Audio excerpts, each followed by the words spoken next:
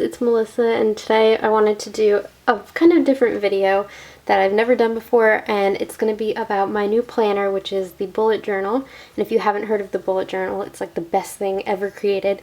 It's basically you just take your own notebook and then you can customize it however you want so that you can be the most productive person. First, I want to start with materials. Here we have the pens that I usually use, which are Staedtler, I believe. I don't know how to pronounce that correctly. But these are just fun, colorful ones that I use mostly for like font or shading small areas. Click the edge there, and then it'll stand up while you're working so that it's easier to get a pen in and out of the container. And here you can see how fine-tipped it is. It's really good for getting in small areas, and it just has the right amount of ink that comes out of it where it's not like bleeding through the pages of your bullet journal, so that's pretty great. Oftentimes I'll just use this pen. It's a Uniball Signo pen, just plain black kind of gel. I think it's like micro is what it's called. Sometimes I'll write everything in this first and then I'll go over it with like colors or the black in here. And now for the main attraction, my bullet journal. So this is just a plain Moleskine journal that I got from I think Staples for, I don't know how much it was. They're not really cheap, so I would say if you're starting out and you're not sure if you're going to actually stick with it, I would pick just any plain notebook that you find, Target, anywhere, for cheap.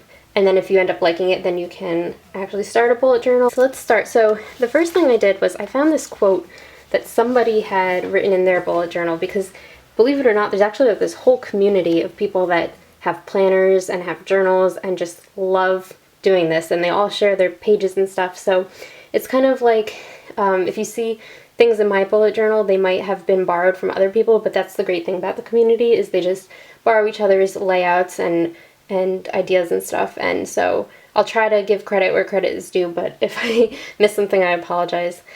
This is a quote that I found, I believe, from a website called Tiny Ray of Sunshine, but I'm not 100% sure.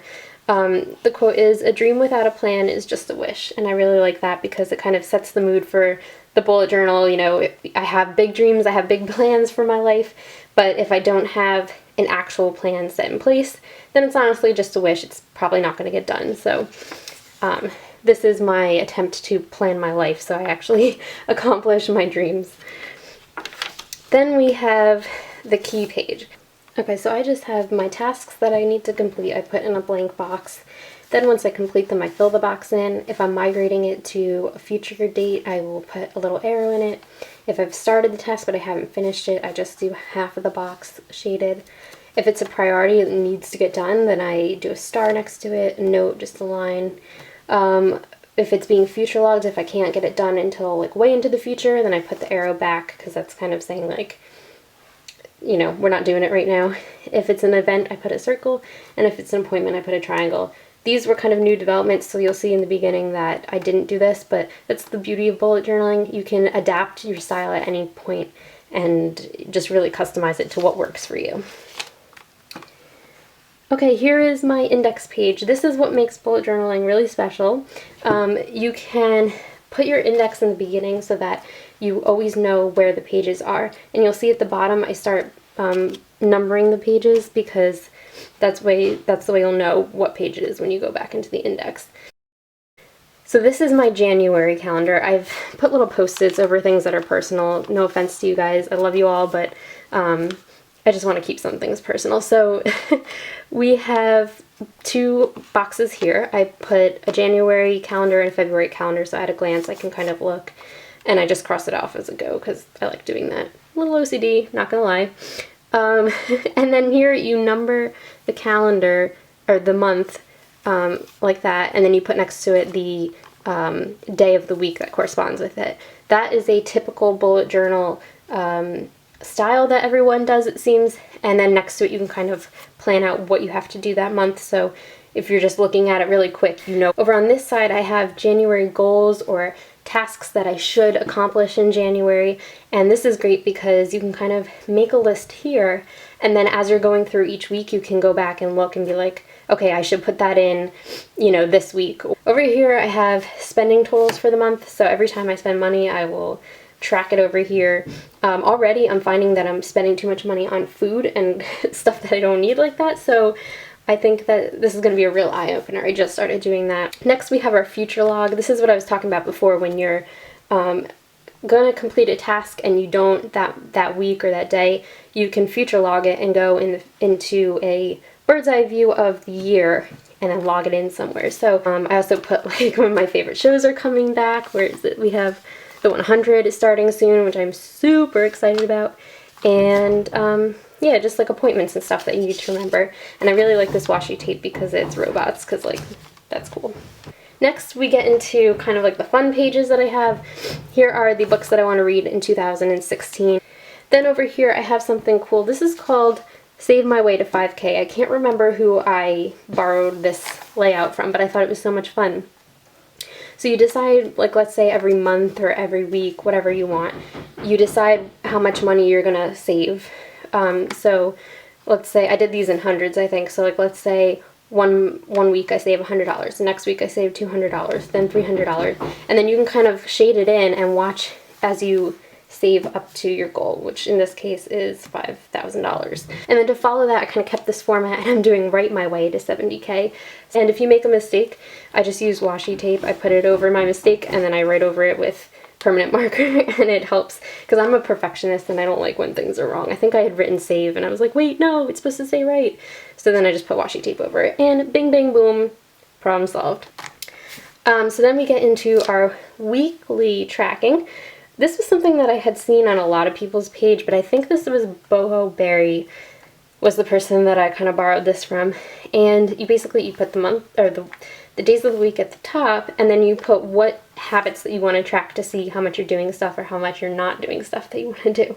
And then as you can see, my wedding to-do list, this is just for this week, you know, like venue visits. We had to book those because we're starting to look at venues and haven't picked a date yet or anything, and you know, all that stuff, all that good stuff. Okay, now we get into the daily logging. So this will be, I think I started on the 3rd, as you can see here. And this layout was also from BuJo Berry. I really liked how she put the weather report, you know, the temperature, you know, it's supposed to be sunny or whatever, because then I do it like a few days in advance, so then I can kind of plan my outfits based on what the weather's supposed to be. I also record how much water I'm drinking. Basically, each of those is about 8 ounces, I think I've been tracking. And as you can see, I need to drink more water because I'm so bad at it. So you can also see how here I've started to do this task. I started my laundry, but I didn't finish it, so I just kind of highlight half of that. Here I was supposed to pay bills, not bay pills. I was supposed to pay bills that day and I didn't, so I migrated it forward and put it here, and then I started, you know, so and so forth. Here I have to research something for my insurance because that's the worst thing about adulthood, is having to deal with all that crap. So I put an arrow going back because I'm like, you know what, I don't have the energy to do it right now and it's not that important. So yeah. And then I'll show you some more. Here it was partly cloudy that day. So you get the idea. And then I just put washi tape to divide it. And I used pink for this, and as you'll see when I get into the next week, I'll show you a quick thing here. When I got into the next week, I used a different color washi tape and a different color for this so that I could kind of keep it different, and you know, I would know what week I was on based on what color that was. This next page is something that's a little bit cool that I found. A lot of people do this. It's called the gratitude log, and every day you write 2 things that you're thankful for or that made you happy or made you smile. And I thought it was so hokey at first, like I thought it was so stupid. But I was like, you know what, everyone's raving about it, and I'm a pretty negative person. That's like my go-to setting, which is terrible. I want to change that this year. It's actually one of my goals. So I was like, you know what, maybe this will help me be a happier person. So, and just appreciate life more, you know. So here I just listed some things like that just made me happy, and then I can like look at that and be like, oh my god, I have a really good life, and I had a lot of fun this month. And some really great things happened. And yeah, here is my victory log. This is something that I made up myself. I was very proud of it. So if you have anxiety and you have a lot of things that like you feel like you can't do, I put it on my to be conquered list. These are the things that I want to kind of do this year that kind of freak me out, but I really don't need to be afraid of them. So Yeah, so eventually I'm hoping to put it here.